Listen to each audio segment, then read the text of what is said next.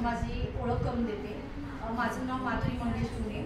मी गेले 16 वर्ष झालं गणित विषयाची शिक्षिका म्हणून काम करते गणित शिक्षण संस्थेमध्ये. तर आज मी तुमच्यासमोर आपण ज्या लेडीमुळे इथे आहोत, ज्या स्त्रीमुळे आज आपण इथे आहोत, त्या स्त्रीचा इतिहास मी तुमच्यासमोर सांगणार आहे. तुमच्या सगळ्यांना माहीत आहे ते, पण आज आपण एकत्र आहोत जिच्यामुळे तिचं स्मरण होणं. कारण येत्या सोमवारी 10 मार्च रोजी तिची पुण्यतिथी आहे. तर तिचं स्मरण होणं माझ्या दृष्टीने फार महत्त्वाचं आहे. पण थोडंसं मी इतिहासात घेऊन जाणार आहे.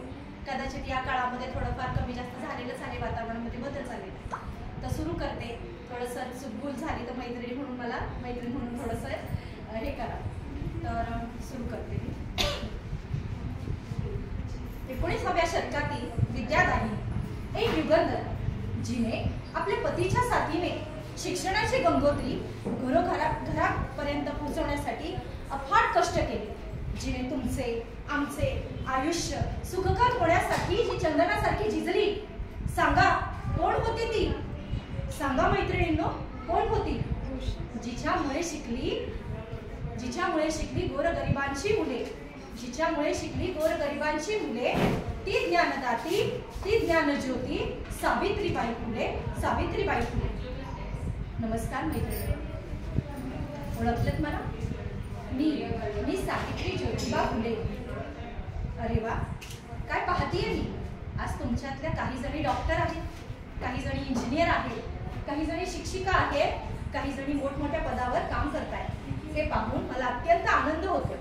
पण मैत्रिणींनो, तुम्हाला माहित आहे तुम्ही आज हा जो दिवस पाहताय तो कोणामुळे? होय, अगदी बरोबर, माझ्यामुळे आणि माझ्या पतीमुळे आणि माझ्यामुळे. ऐकायचा इतिहास? चला तर. नमस्कार. आमचा जन्म, आमचं नाव सावित्री ज्योतिबा फुले.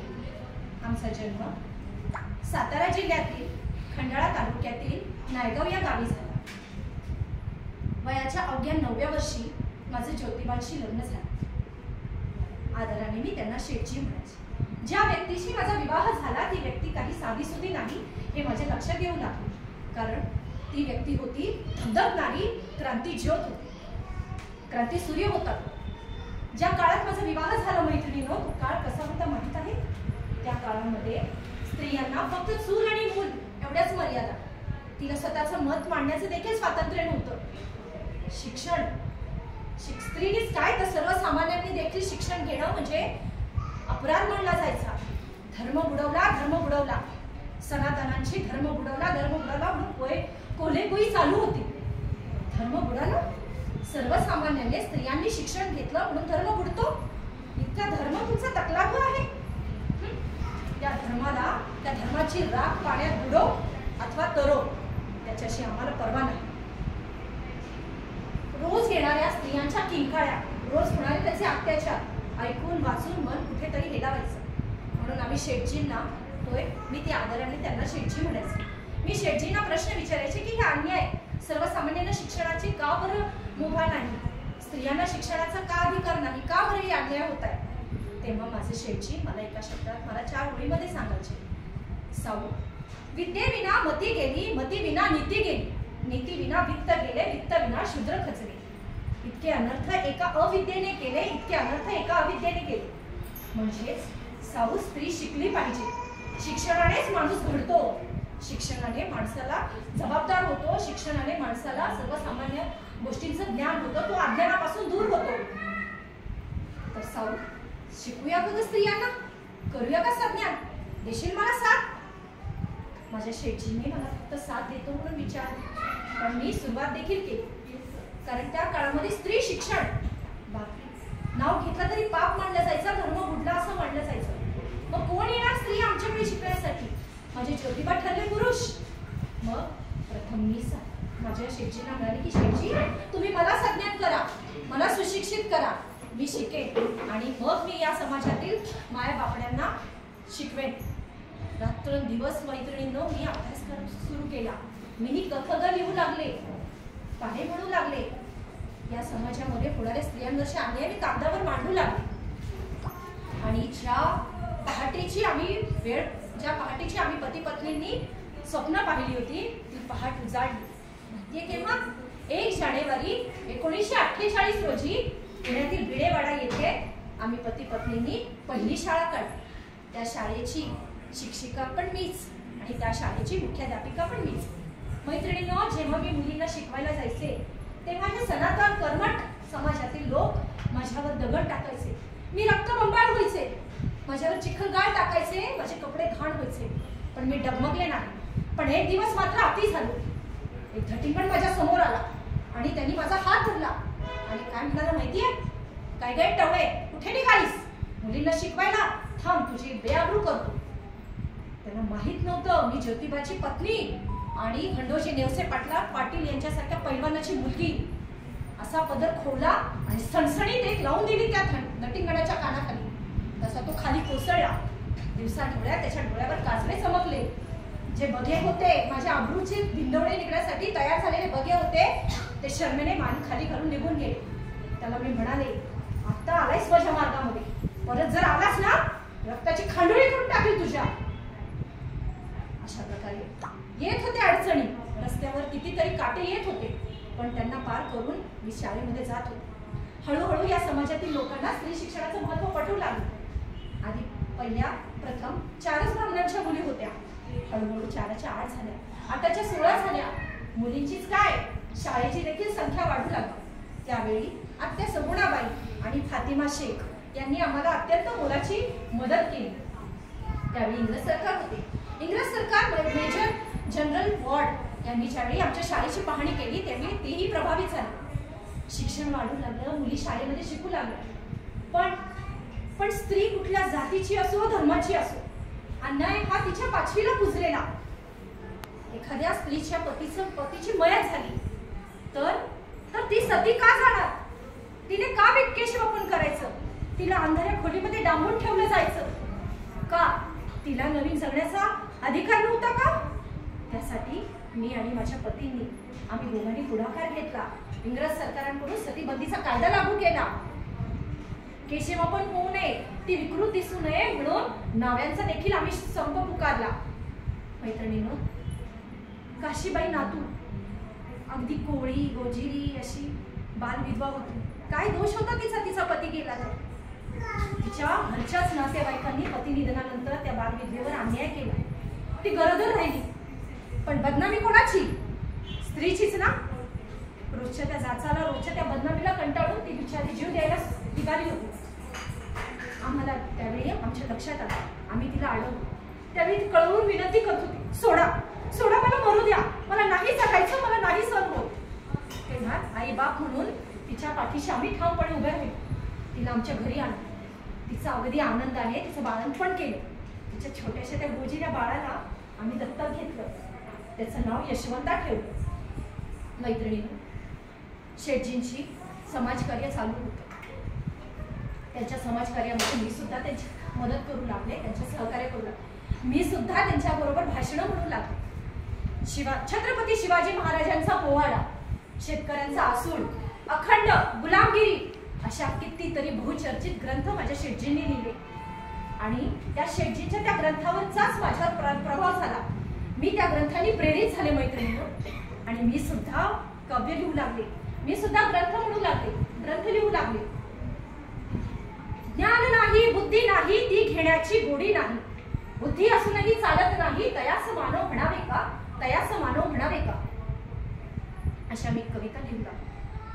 हळूहळू आठवतोय मैत्रिणींनो, 1877चा दुष्काळ. नाव काढलं तरी मन घालमेल होते मनाची. कारण पोटच्या गोळ्याला अन्न देता येत नाही, तर अक्षरशः त्याचेच आई बाप त्याला विष देऊन मारून टाकत होते. इतका भयान दुष्काळ पडला होता मैत्रिणींनो. आम्ही पुन्हा सोडलं. आमच्या कार्यकर्त्यांना सोबत घेऊन आम्ही धनकवडी येथे गेलो. तिथे आम्ही दुष्काळग्रस्तांसाठी मदत केंद्र उभा केलं. रोज 2000 दुष्काळग्रस्तांसाठी आम्ही भाकऱ्या भाजून देण्याचं काम केलं. सांगण्यासारखं खूप आहे मैत्रिणी. अनेक अडथळे आले मार्गामध्ये, अनेक काटे आले, पण आम्ही डगमगलो नाही. हळूहळू माझ्या शेठजींची प्रकृती ढासळली. त्यांना अर्धांग वायूमुळे त्यांची उजवी बाजू निकामी झाली. पण तरी सुद्धा माझ्या शेठजीने डाव्या हाताने सार्वजनिक सत्याग्रह हा ग्रंथ लिहिला. पण काळा दिवस तो आलाच. वार होता शुक्रवार, 28 नोव्हेंबर 1890. माझे शेठजी आम्हाला सोडून गेले. माझं जीवन साथीच नाही तर माझा वैचारिक जोडीदार, माझा कार्याचा भागीदार, माझा आधारवट, माझी प्रेरणा आज निश्चित पडली होती. मला, लक्ष्मीला, यशवंताला, आम्हा तिघांना आभाळ फाटल्यासारखे झाले, धरणी दुभंगल्यासारखी झाली. स्वामी माझे ज्योतिबा सोडून गेले माझे शिव. तरी पण त्या अवस्थेत अचानक बाहेर काहीतरी गडबड ऐकू आली. कानावर शब्द येऊ लागले.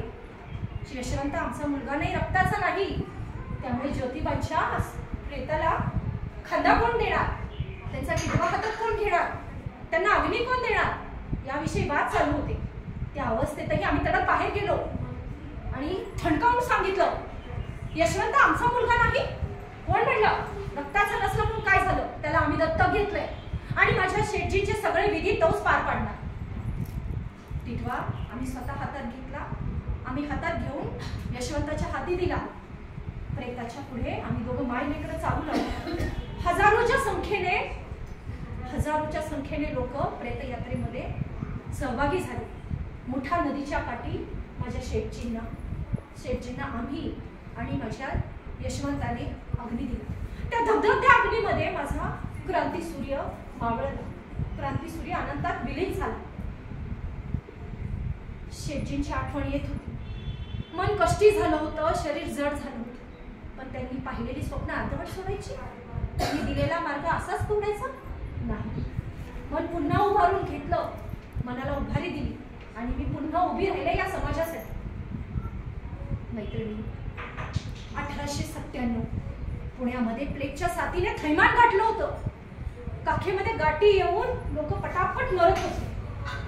तेव्हा आम्ही यशवंताला वानवडी आणि घोरपडीच्या मध्यावर हॉस्पिटल उभा राहायला सांगितलं आणि आम्ही स्वतः जाऊन प्लेगच्या रुग्णांना घराघरामधून जाऊन त्यांना हॉस्पिटलमध्ये आणत होतो. आम्हाला माहित होतं की हा रोग आम्हालाही होणार आहे, कारण तो साथीचा रोग आहे.